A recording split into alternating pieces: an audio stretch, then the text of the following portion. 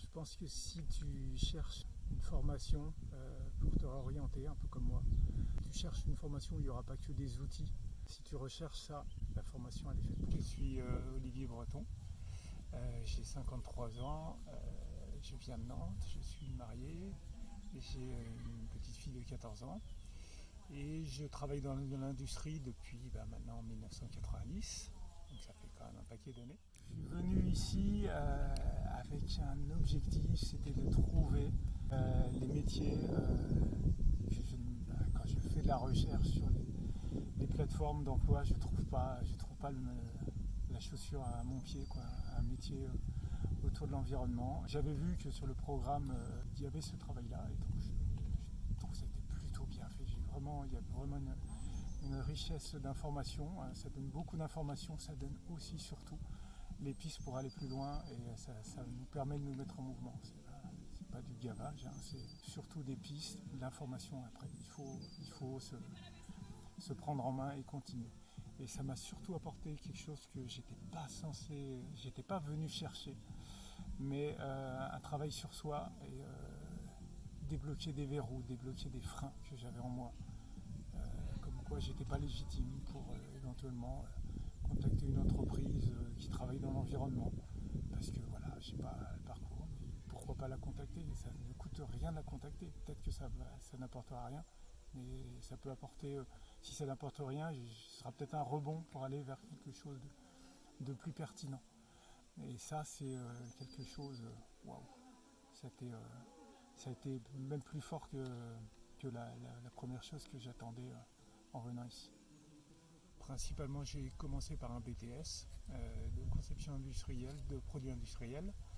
J'ai travaillé 4 ans en tant que dessinateur et puis j'étais dans une impasse, dans une entreprise où je prenais plus de plaisir, dans une conjoncture où c'était très difficile de retrouver de l'emploi. Et donc ça m'a un peu forcé à reprendre les études. Et j'ai repris une école d'ingénieur en 1994 par labo de l'alternance. Et donc j'ai ensuite été ingénieur. Je me suis un peu spécialisé lors de mon apprentissage sur les métiers de la production. Et j'ai fait une bonne partie de mon parcours en production. Ensuite, dans une entreprise où je suis resté à peu près 10 ans, j'ai fait une partie en production dans un contexte où il y avait quand même beaucoup de pression au résultat. Et un travail, l'usine travaillait 7 jours sur 7, 24-24, donc avec une tension nerveuse assez forte.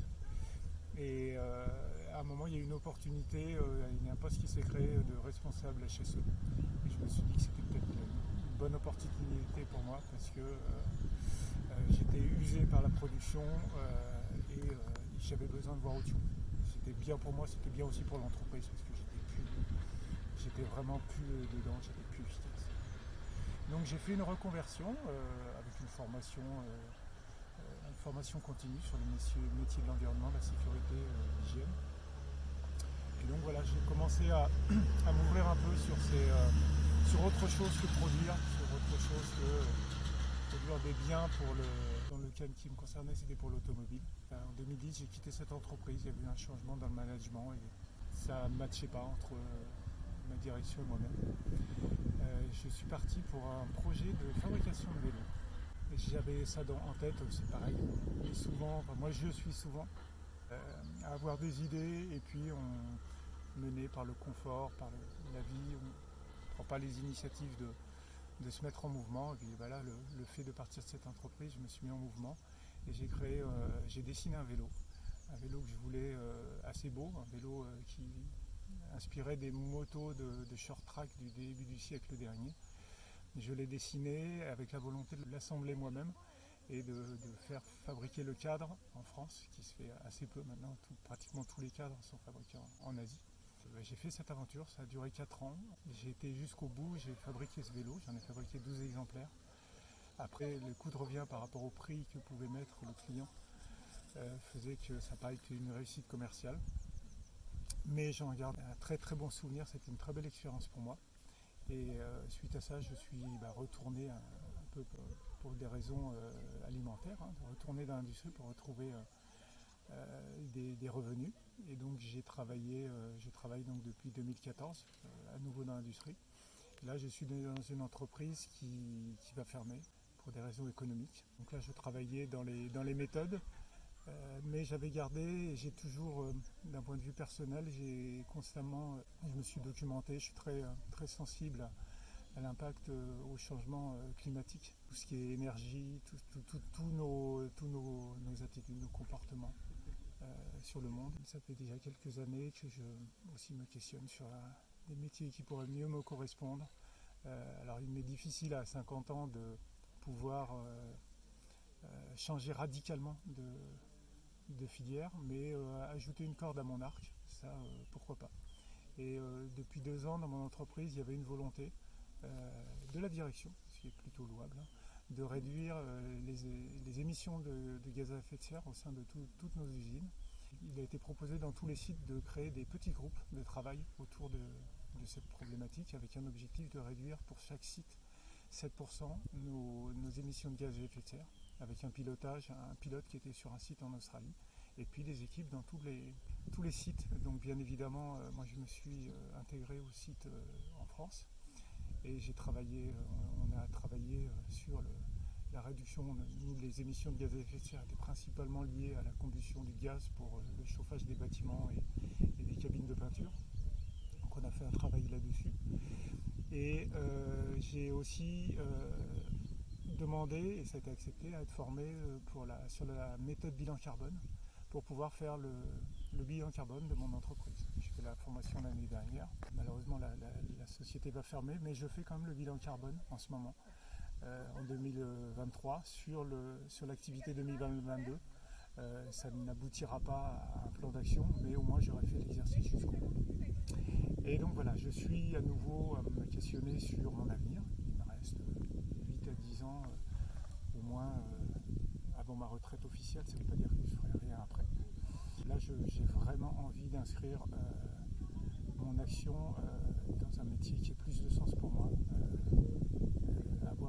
être un peu plus aligné avec mes convictions. Je cherche à me réorienter et donc je cherche une formation.